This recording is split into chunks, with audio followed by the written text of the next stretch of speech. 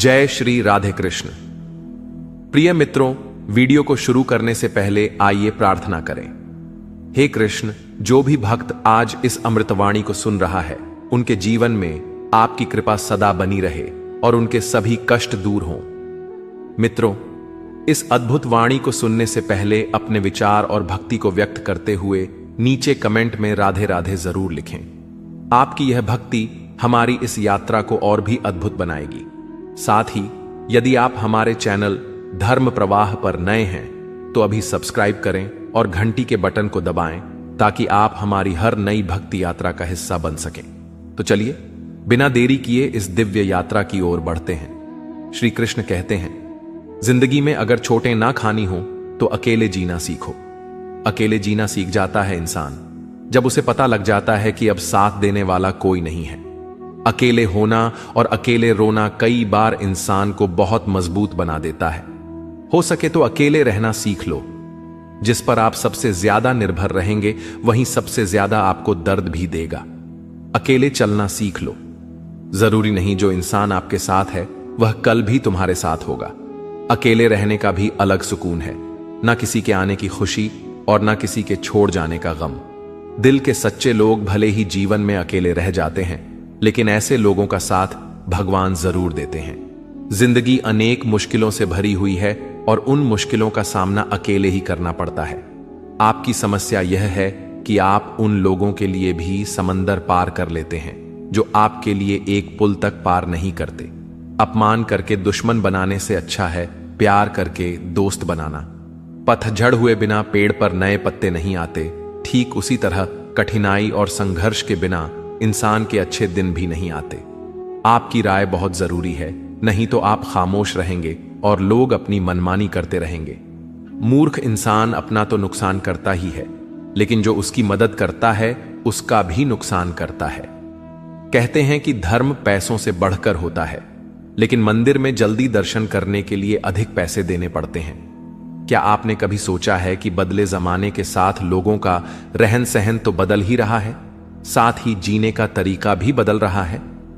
आज कई लोग ऐसे हैं जो या तो किसी मजबूरी में नौकरी इत्यादि के कारण अकेले रहते हैं, तो कुछ लोग ऐसे भी हैं जो बिना किसी मजबूरी के अपनी मर्जी से अकेले रहना पसंद करते हैं। अपने काम को सच्ची लगन से अकेले ही करते रहते हैं।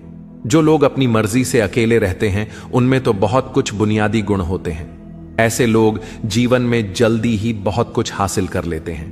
और दूसरी ओर ऐसे भी लोग होते हैं जो एक पल के लिए भी अकेले नहीं रह सकते हैं। ऐसे लोगों का अकेला पड़ जाना जैसे अंधेरी काल कोठरी में जीवन भर के लिए किसी कैदी का पड़ जाना।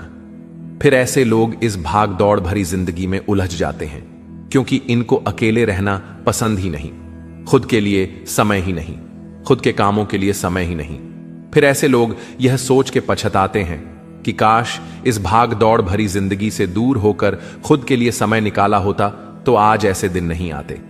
पर अकेले रहना हर किसी के लिए वाकई आसान काम नहीं है, और अकेले रहने का यह मतलब भी नहीं है कि हम अपने घर वालों, परिवार, रिश्तों, नातों, मित्रों से दूर रहें। अकेले रहने की भी एक कला होती है जो आगे हम इस कहानी के माध्यम से समझने की कोशिश करेंगे।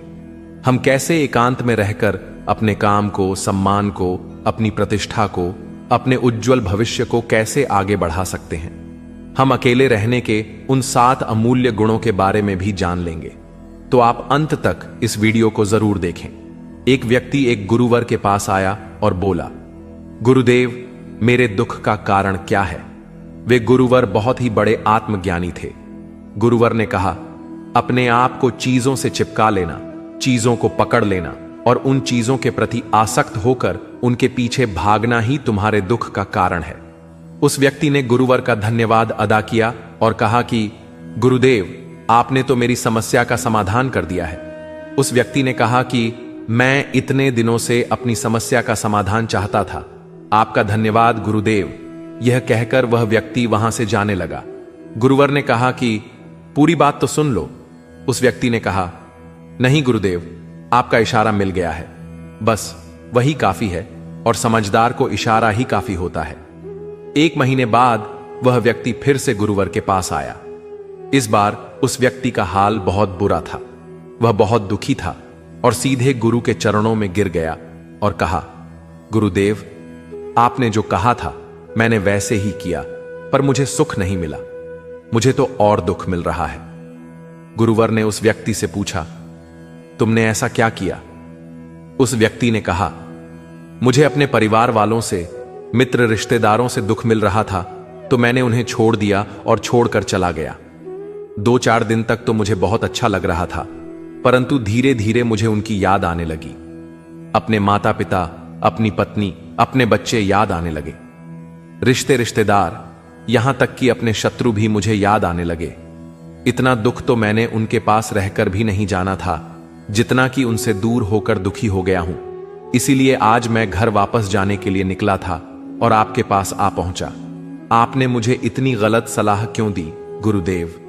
गुरुवर मुस्कुराए और गुरुवर ने कहा कि तुम परिवार को छोड़ भागे, मित्रों, रिश्तेदार, यहां तक कि छात्रों को भी छोड़कर भागे, पर यह तुम्हारी गलत फहमी थी कि तुम छोड़कर भाग रहे हो। वास्तव में तो तुम उन्हें लेकर भाग रहे थे। व्यक्ति ने कहा, पर गुरुदेव, मैं तो किसी को अपने साथ नहीं लाया। गुरुवर ने कहा कि जो चीजें हमें दुख देती हैं वह कहीं बाहर नहीं होती, यहां तक कि जो हमें सुख देती हैं वह भी बाहर नहीं होती। ये सब परिवार वाले, रिश्तेदार, मित्र, शत्रु यहां कहां बसते हैं? ये सब हमारे मन में बसते हैं, और जब तुम भागे तो तुम अपने मन को साथ लेकर भागे, और तुम्हारे मन में यह सब तुम्हारे साथ भागे, तो तुम इनसे दूर कहीं नहीं गए। जब जो चीजें मन में बसी हों और वह आसपास हों, तो वह जो दुख देती है वह हमें बहुत लगता है, पर वह बहुत कम होता है। और जब हम और चीजों से दूर हो जाते हैं, यानी छोड़कर भाग जाते हैं, तब मन उन चीजों को पाने के लिए फिर से प्रयास करने लगता है, और तभी हर चीजें बहुत ज्यादा दुख देती हैं, जैसे तुम्हें हो रहा है। व्यक्ति ने कहा, तो गुरुदेव, मैं क्या करूं? चीजों के साथ रहूं तो दुख, चीजों को छोड़कर जाऊं तो दुख। क्या मैंने सिर्फ दुख उठाने के लिए ही जन्म लिया है? गुरुवर जोर से हंसने लगे और कहने लगे, यह बात बिल्कुल सत्य है। यहां सब सिर्फ दुख उठाने के लिए ही जन्म लेते हैं, पर यह भी सत्य है कि इन दुखों के पार सुख है, और उन सुखों के पार दुख है, फिर सुख और फिर दुख। जिन चीजों में हमें सुख नजर आता है वह हमें दुख देती है, और जिनमें दुख नजर आता है वही सुख का कारण बन जाती है। उस व्यक्ति ने कहा, गुरुदेव, क्या इन सुख दुख के माया जाल से बाहर निकलने का कोई रास्ता नहीं है? गुरुवर ने कहा, रास्ता तो है। अगर तुम इसी दुनिया में रहना चाहते हो, इन सब के साथ रहना चाहते हो, तो तुम्हें एक काम करना होगा। तुम ऐसे ही रहो जैसे कि तुम इस दुनिया में अकेले हो। सबके साथ रहो पर अकेले रहो।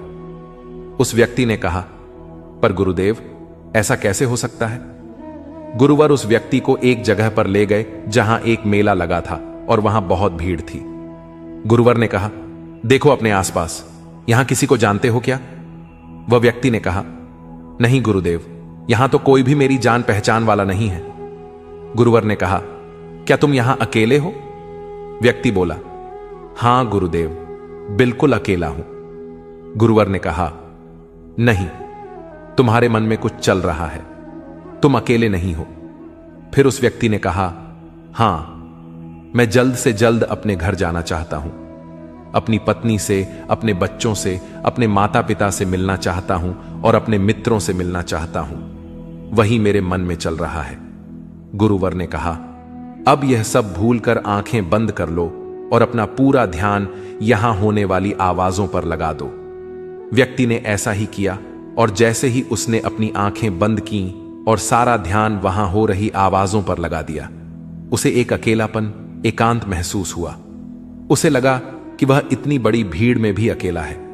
सभी आवाजों के ऊपर ध्यान लगाने के कारण किसी आवाज का कोई महत्व नहीं था, बस आवाजें थीं और वह था। उसने अपनी आंखें खोलीं और कहा, गुरुदेव, यहां तो मैं बिल्कुल अकेला हूं, सब है पर कुछ नहीं है। गुरुवर ने कहा, बस इसी तरह अकेले होना है तुम्हें। रहो सबके साथ, पर भीतर से अकेले रहो। साथ में सब हो पर मन में कोई ना हो। जिसने इस तरह से अकेला रहना सीख लिया, उसे कभी जीवन में दुख नहीं होता, उसे चीजें दुख नहीं देती, वह हर चीज में आनंद की प्राप्ति करता है। गुरुवर ने आगे कहा, महान सफलताएं अकेलेपन से ही शुरू होती हैं। अकेलापन ही हमें उनसे मिलाता है।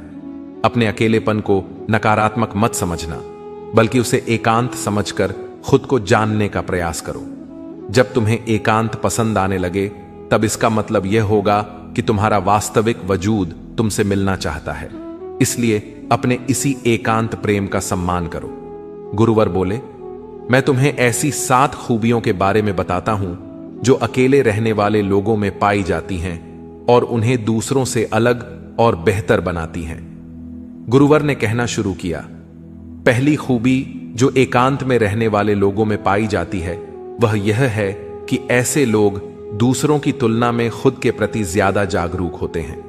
वह खुद के स्वभाव और आचरण के बारे में ज्यादा गहराई से जानते हैं। ऐसा इसलिए होता है क्योंकि जब हम अकेले होते हैं तो हमें खुद के बारे में सोचने का काफी समय मिल जाता है, जिससे हम खुद के व्यवहार को अच्छे से समझ पाते हैं। एकांत में रहने वाले लोग खुद की कमजोरी और ताकत को भी अच्छे से जान पाते हैं, जिससे वह दूसरे लोगों की तुलना में किसी भी खराब परिस्थिति का सामना ज्यादा अच्छे से कर सकते हैं।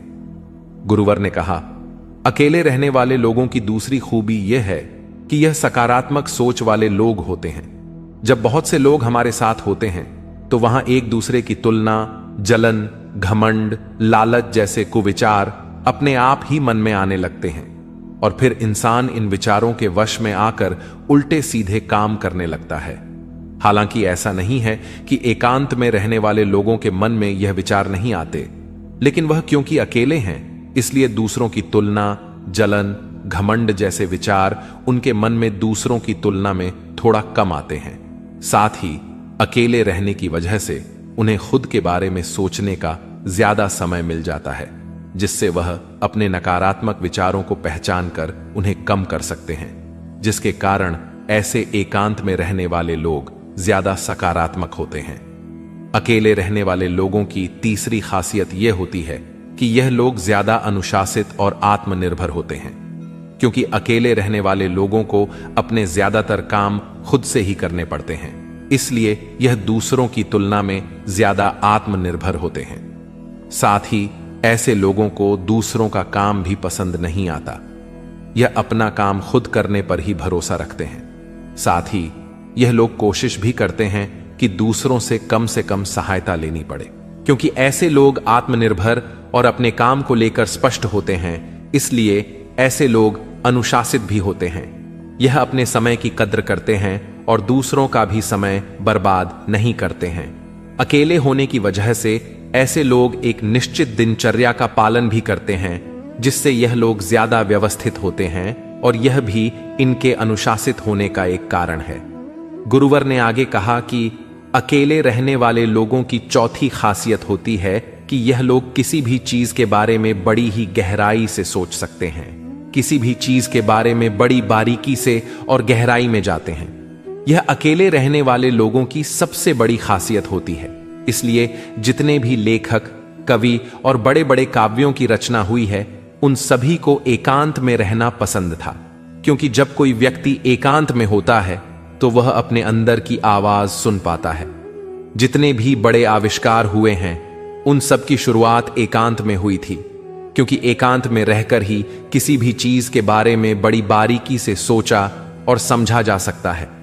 गुरुवर ने कहा, एकांत में रहने वाले लोगों की पांचवी खूबी यह है कि इनका व्यक्तित्व सबसे अलग, सबसे हटकर होता है।